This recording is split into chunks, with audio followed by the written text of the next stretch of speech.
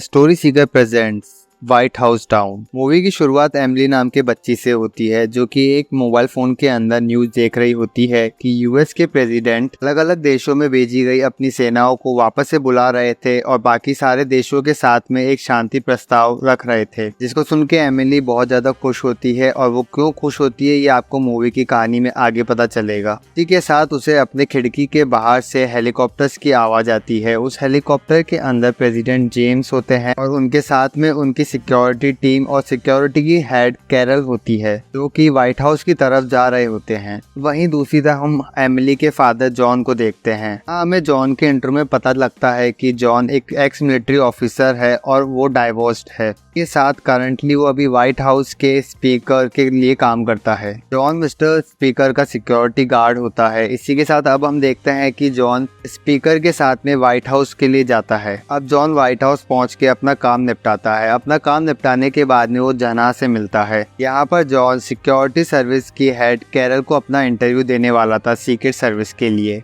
और उसके बाद उसे अपनी बेटी एमिली को व्हाइट हाउस घुमाना था, इसलिए वो 2 टिकटें अरेंज करने के लिए जेना से हेल्प मांगता है। मैं यह पता लगता है कि एमिली अपने फादर जॉन से गुस्सा थी क्योंकि जॉन ने उसके स्कूल के अंदर उसका फंक्शन अटेंड नहीं किया था। लेकिन जॉन एक अच्छा पिता होने के नाते एमिली को मनाना चाहता है और इसी के लिए वो उसको की फेवरेट प्लेस व्हाइट हाउस का टूर कराना चाहता था क्योंकि एमिली को पॉलिटिक्स में बहुत ज़्यादा इंटरेस्ट होता है। अब जॉन एमिली को लेने उसके घर पर जाता है जो कि अपनी माँ के साथ में रहती है। वहाँ से निकलकर एमिली और जॉन व्हाइट हाउस के अंदर जाते हैं। वहाँ जाके उनका सबसे पहला काम होता है जॉन को अपना सीक्रेट सर्विस का इंटरव्यू देना। के लिए वो एमिली को बाहर छोड़ के अंदर जाता है। अब अंदर जाके जॉन कैरल और एक और अननोन एजेंट के सामने अपना इंटरव्यू देना शुरू करता है। यहाँ पर कैरल जॉन को बोलती है कि उसने बहुत सारी नौकरियों को बदला है, इसी के साथ में उसका एजुकेशन क्वालिफिकेशन भी अच्छा नहीं है, इसीलिए हम उसको प्रेसिडेंट की असल सिक्योरिटी में असाइन नहीं कर सकते। लेकिन जॉन ने अफगानिस्तान में स्पीकर के भतीजे को बचाया था, इसीलिए उसको स्पीकर की सिक्योरिटी का हेड बनाया गया है। लेकिन जॉन एमिली से बहुत प्यार करता था, इसीलिए उसको ये जॉब इंसल्टिंग लगती थी। और इंटरव्यू से रिजेक्ट होने के बाद बाहर आता है और एमिली जब उससे एक्साइटमेंट में आके पूछती है तब वो एमिली को झूठ बोलता है कि उसका सिलेक्शन हो गया है। अब हम अगले सीन में सिक्योरिटी ऑफिशियल हेड वॉकर को देखते हैं जो कि व्हाइट हाउस का पूरा स्केड्यूल देख रहा होता है। तभी वहाँ पर कैरल आ जाती है। कैरल वॉकर को कहती है कि शांति प्रस्ताव भेजने के बाद में प्रेसिडेंट को बहुत सारी कंट्रियों से बड़े फोन आ रहे हैं, इसीलिए हमको उनकी सिक्योरिटी और भी ज्यादा टाइट करनी होगी। इसी बीच यहाँ पर वॉकर के लिए केक मंगाया जाता है क्योंकि अब व्हाइट हाउस के अंदर वॉकर का ये लास्ट वीक था सर्विस का। पार्टी के बाद वॉकर कैरल को घर जाके रेस्ट करने की सलाह देता है। जॉन और टोनी एक दूसरे से बात कर रहे होते हैं पेंटिंग को देख के जिसके अंदर व्हाइट हाउस जलता हुआ दिखाई देता है। तभी वहाँ पर पीछे से एमिली आती है जो कि रेस्ट रूम जाने के लिए जॉन को बताती है। उसके बाद वो अकेली रेस्ट रूम के लिए चले जाती है। अब हम देखते हैं कि प्रेसिडेंट जब अपने ऑफिस में होते हैं तभी वहाँ पर वॉकर आता है। इसी के साथ में हम एक और टेररिस्ट को देखते हैं जो कि एक क्लीनिंग की ट्रॉली लेके हॉल के बीचों बीच उसको रख के चले जाता है जहां पर बहुत सारे लोग होते हैं। इससे पहले कि कोई भी सिक्योरिटी उस पर शक करे या उसको रोके, उधर एक बहुत बड़ा ब्लास्ट होता है। ब्लास्ट के कारण वहां पर मौजूद काफी सारे लोग मारे जाते हैं। धमाका होते ही वॉकर प्रेसिडेंट की सिक्योरिटी को बढ़ा देता है। इसी के साथ बाहर जाने के सारे रास्तों को भी बंद कर दिया जाता है और सारे टूरिस्ट को एक कमरे के अंदर लेके आया जाता है। वहीं पर हम देखते हैं कि एक एजेंट काम करते हुए थिएटर्स के अंदर जाता है, लेकिन वहाँ पर वो टेक्नीशियंस एक्चुअल में टेररिस्ट होते हैं और वो उस एजेंट को मार देते हैं। वो उस एजेंट की गन निकाल लेते हैं और फिर हॉल के अंदर आगे बढ़ना शुरू करते हैं। उनके रास्ते में जितने भी सिक्योरिटी गार्ड आते हैं वो उन सबको मार देते हैं और सबकी गन आपस में जमा करने शुरू कर देते हैं। उसके बाद वो लोग हथियार वाले रूम में जाते हैं और वापस आए सिक्योरिटी को मार के रूम को अपने कब्जे में कर लेते हैं। अब उनके कुछ आदमी छत पर जाकर स्नाइपर्स को भी मार डालते हैं। व्हाइट हाउस को ऑक्यूपाई करने के बाद में हम लोग देखते हैं कि टेररिस्ट की 2 वैनें भी अंदर आती हैं। वहीं दूसरी तरफ एमिली ये सब कुछ रिकॉर्ड कर रही होती है। वो हमें टेररिस्ट ग्रुप के लीडर स्टेंच को दिखाया जाता है। के साथ उसके खास 2 लोग भी होते हैं, टाइलर और रिटर। रिटर सबसे पहले टूरिस्ट वाले रूम में घुसता है और अंदर घुसते ही वो सारे एजेंट्स को मार डालता है। जॉन मौका देखकर एजेंट की गन उठा करके वहां से भाग जाता है क्योंकि उसको एमिली की चिंता हो रही होती है। यहाँ पर दूसरी तरफ वाइस प्रेसिडेंट को एयरपोर्ट की तरफ ले जाया जा रहा होता है और स्पीकर को कैरल आर्मी बेस की तरफ लेकर जाती है कि अब व्हाइट हाउस पर पूरी तरीके से टेररिस्ट का कब्जा हो चुका था। हम देखते हैं कि जॉन एमिली को ढूंढने के लिए वॉशरूम में जाता है लेकिन एमिली उसे वहां पर नहीं मिलती। जब वो वहां से बाहर आना शुरू करता है लेकिन तभी वहां पर एक टेररिस्ट को देख लेता है और उस पर गोले चलाना शुरू कर देता है, लेकिन इस लड़ाई में जॉन का फोन टूट जाता है। अब जॉन वहां से एक वॉकी टॉकी लेके निकल जाता है। इसी तरफ वॉकर प्रेसिडेंट को बंकर की तरफ लेकर जा रहा होता है, जिनको जॉन देख लेता है और वो भी उनके पीछे जाता है। जैसे ही बंकर का गेट खुलना शुरू होता है तब पीछे खड़ा हुआ वॉकर सारे सिक्योरिटी गार्ड्स को मार डालता है। हमें यहाँ पे पता लगता है कि वॉकर यहाँ पर टेररिस्ट के साथ में मिला हुआ होता है। तभी जॉन वहां पर आ जाता है और वॉकर पर गोलियां चलाना शुरू कर देता है और वॉकर बचने के लिए जब छुपता है तभी उसी समय प्रेसिडेंट जॉन के पास में आ जाते हैं। वो लोग वहां से भागे लेकिन उससे पहले स्टेंज अपने ग्रुप्स के साथ में वहां पर आ जाता है। जॉन यहां पर स्टेंज को जख्मी करके वहां से प्रेसिडेंट को लेके भाग निकलता है। लोगों से बचने के लिए वो दोनों एक लिफ्ट के ऊपर जाकर के छुप जाते हैं। उसी लिफ्ट के नीचे स्ट्रेंज वॉकर से लड़ रहा होता है कि उसका एक एजेंट अभी भी जिंदा है, जहां पर वॉकर उसे बताता है कि नहीं, उसके सारे एजेंट को उसने मार दिया है और जो बचा है वो शायद टूरिस्ट है। कि ये सारी बातें जॉन और प्रेसिडेंट सुन लेते हैं। वहाँ से अब सीन शिफ्ट होता है और हम देखते हैं कि स्ट्रेंज अपने आदमी टेलर से पूछता है कि प्रेसिडेंट के बिना उसे सिस्टम हैक करने में कितना समय लगेगा, जहाँ पर टाइलर उसे बताता है कि उसे सिर्फ 15 मिनट लगेंगे। यहाँ पर प्रेसिडेंट जॉन को वॉकर के बारे में बताते हैं कि वॉकर का बेटा अफगानिस्तान के अंदर मारा गया था एक जवाबी हमले में, जिसका ऑर्डर खुद प्रेसिडेंट ने दिया था। इसके कारण शायद वॉकर उनसे बदला ले रहा है। लेकिन यहाँ पर जॉन प्रेसिडेंट को बोलता है कि अगर इतनी पर्सनल बात होती तो अभी तक प्रेसिडेंट जिंदा नहीं रहते। यहाँ पर वॉकर एक रूम के अंदर जाता है जहाँ पर बाकी के लीडर्स भी मौजूद होते हैं और वो वहाँ से उन सबको रिटर के पास में टूरिस्ट रूम के अंदर ले जाता है। इसी रूम के बाहर में एमिली भी होती है जो कि ये सब रिकॉर्ड कर रही होती है, लेकिन रिटर उसे देख लेता है कि रिटर उससे उसका मोबाइल फ़ोन ले उससे पहले एमिली उन सब वीडियोस को अपने यूट्यूब चैनल पर अपलोड कर देती है। वहीं अब हमें आर्मी बेस दिखाया जाता है जहां पर स्पीकर कैरल से पूछते हैं कि क्या अभी तक प्रेसिडेंट जिंदा हैं। तो यहाँ पर कैरल जवाब देती है कि 15 मिनट पहले प्रेसिडेंट की आई स्कैन हुई थी बंकर के अंदर जाने के लिए। अब सीन शिफ्ट होता है व्हाइट हाउस के अंदर का, जहाँ पर हम देखते हैं कैरल व्हाइट हाउस के अंदर कॉल लगाती है, जहाँ पर टाइलर फ़ोन उठाता है और वो उसकी बात वॉकर से कराता है।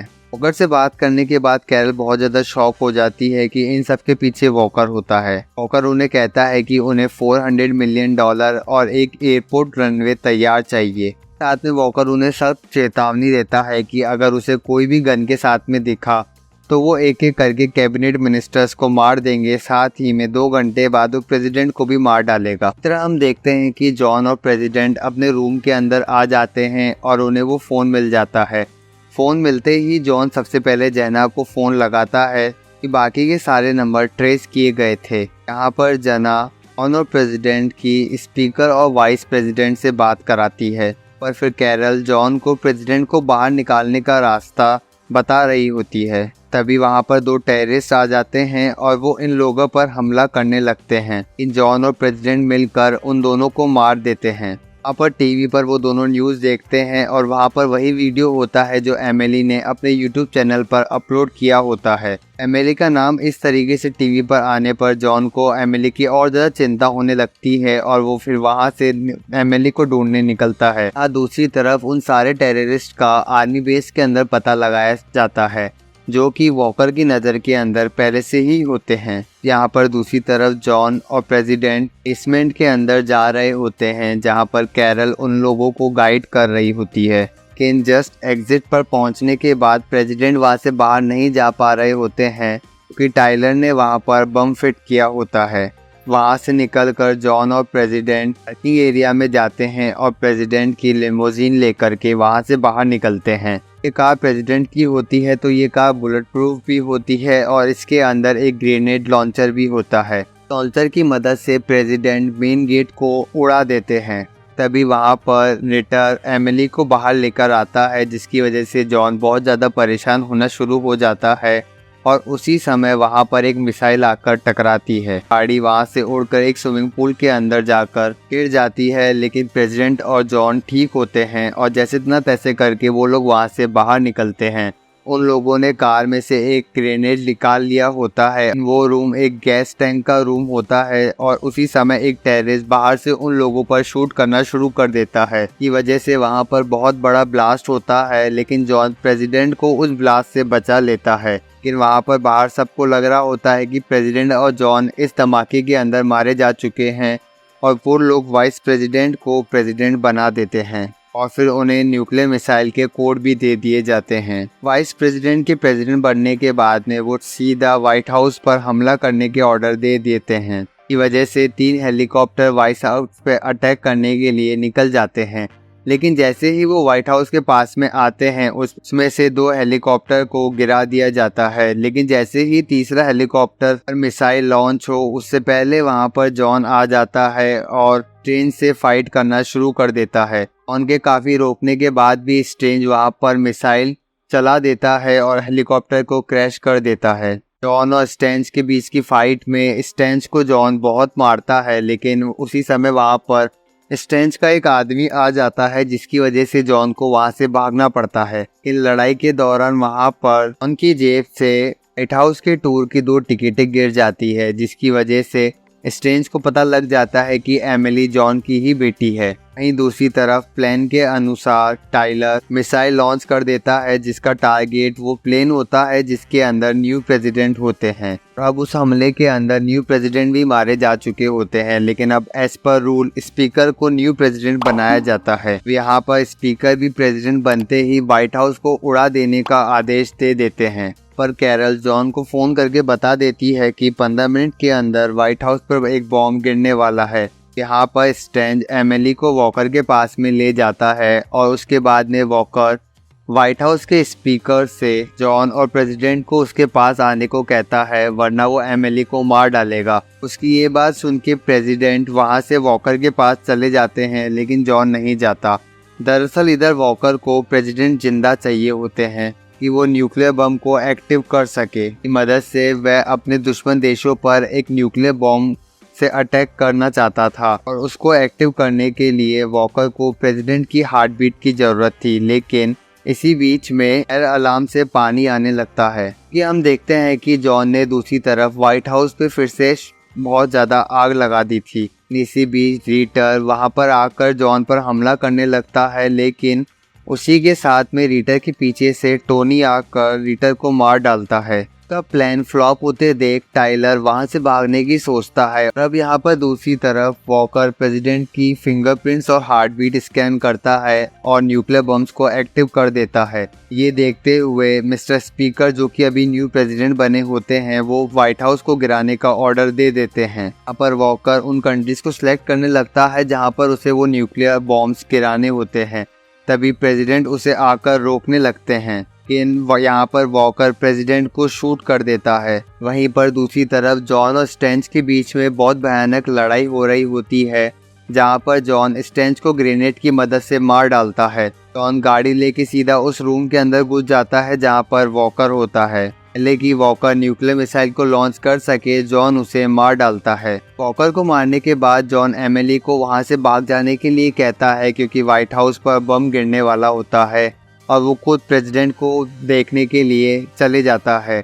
अब वहाँ से एमिली बाहर निकलते हुए एक झंडा अपने साथ उठा लेती है और बाहर आकर उसे लहराने लगती है। उसको देख के आर्मी का पायलट हमला ना करने की परमिशन मांगता है, लेकिन स्पीकर, जो कि अभी प्रेसिडेंट बना है, वो कुछ जवाब नहीं देता और इसकी वजह से आर्मी का पायलट मिशन को अबॉर्ट कर देता है। लेकिन यहाँ पर दूसरी तरफ आर्मी बेस के अंदर ऑफिसर कैरल को बताते हैं कि उन्होंने डेटा स्कैन किया था और इस प्लान के अंदर एक और जना शामिल होता है कि व्हाइट हाउस का मेंबर भी है। कि वो भी स्टेंस को उस नंबर से बार बार कॉल कर रहा होता है। ये बात कैरल जॉन और प्रेसिडेंट को बताती है और ये सुनने के बाद जॉन उसे कहता है कि शायद वो जानता है कि वो आदमी कौन है। अब जॉन प्रेसिडेंट के साथ में व्हाइट हाउस के बाहर आता है जहाँ पर ये सब लोग मौजूद होते हैं और फिर उस नंबर पर कॉल किया जाता है जिस नंबर से स्ट्रेंज को कॉल आ रहे होते हैं। लेकिन ये नंबर और किसी का नहीं, स्पीकर का ही होता है। दरअसल ये सारा प्लान मिस्टर स्पीकर और वॉकर का होता है और मिस्टर प्रेसिडेंट से अपने बेटे का बदला लेना चाहता था और स्पीकर फिर खुद प्रेसिडेंट बनना चाहता था। यहाँ पर स्पीकर को अरेस्ट कर लिया जाता है और एंड में फाइनली जॉन मिस्टर प्रेसिडेंट का एक सीक्रेट एजेंट बन जाता है। इसी के साथ में ये मूवी इधर ही ख़त्म होती है। दोस्तों, अगर आपको ये हमारी एक्सप्लेनेशन अच्छी लगी हो तो प्लीज़ चैनल को सब्सक्राइब ज़रूर करें और इस वीडियो को लाइक करें। हम 500 सब्सक्राइबर्स के बहुत ज़्यादा करीब हैं। Thank you.